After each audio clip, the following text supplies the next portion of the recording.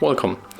If you want to custom keyboard theme with your own picture on the Huawei Y6 2019, for the first you have to get this picture. So let me just go for the Google Chrome, and I think that I'm going to take the picture of the Flash, the superhero. Flash hero. Okay, I take this picture. Oh, it's video actually, never mind.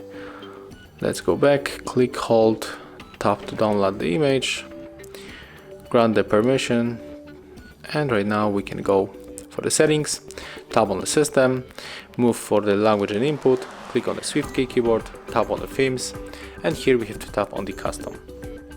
Click to start, and here we have to add the image, click allow. Let's go for the gallery.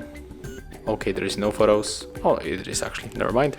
So let's go for the downloads, pick up your image, click on this marker in the right upper corner, and here we can also set up the transparency of this picture. I think I'm going to leave it like that. Click done, and click done one more time to save.